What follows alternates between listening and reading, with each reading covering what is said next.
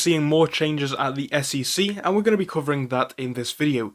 As always, this video is going to be based on something that we're seeing from the site of the SEC this time, so if you wanted to find the source of it, it is on screen as it usually is. And this information is coming from the 21st. Now, you guys know we've been publishing many videos trying to get around to everything. More and more videos will be coming out over the Christmas period, so do not worry.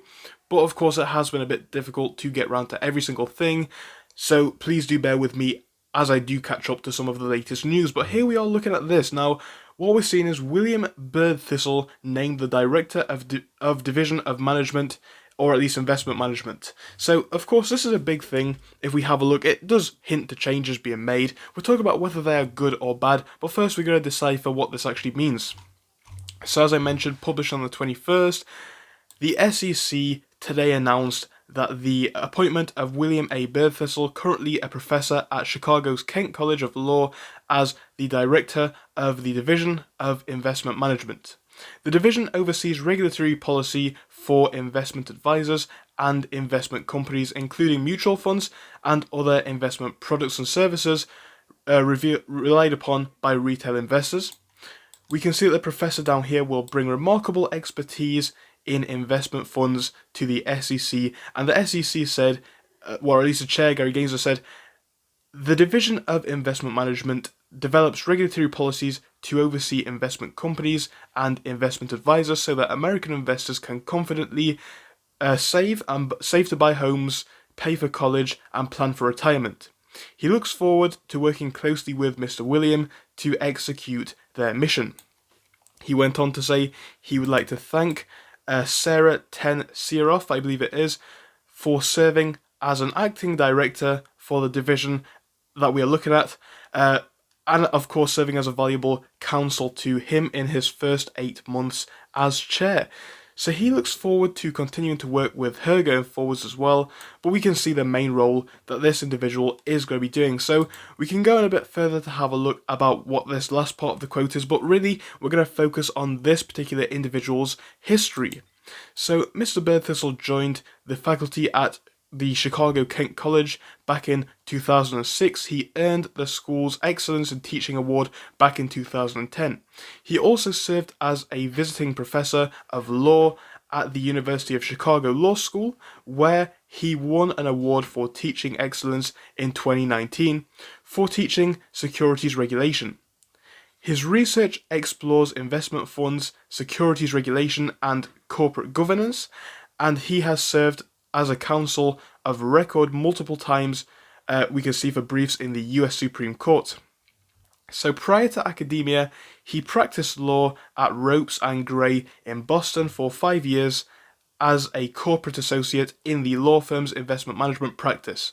Mr. Birdthistle received his JD from Harvard Law School, where he served as a managing editor of the Harvard Law Review, and received a BA, we can see summa cum laude, I believe that is, in English and Psychology from Duke University in 1995. So he has a colourful history, a lot to go through right there. I think this is pretty cool. So we have somebody here that has a lot of experience. Now, where things become interesting to me is the fact that the SEC are continuing to make changes. Of course, people are going to be moving out of their jobs, people are going to be moving into their jobs, that's just how the world works.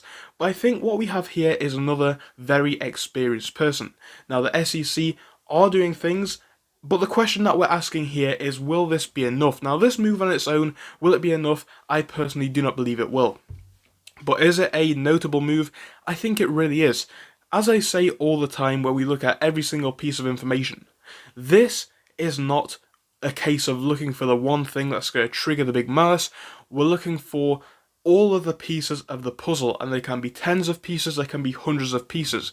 We already know this situation is pretty much out of control with the amount of money it's going to be worth and the amount of, financial implications it's going to have.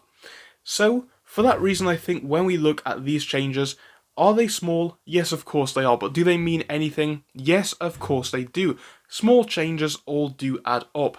So, like I said, this is not necessarily directed into, but it is a wider market factor that is worth looking at, so we did cover it in this video.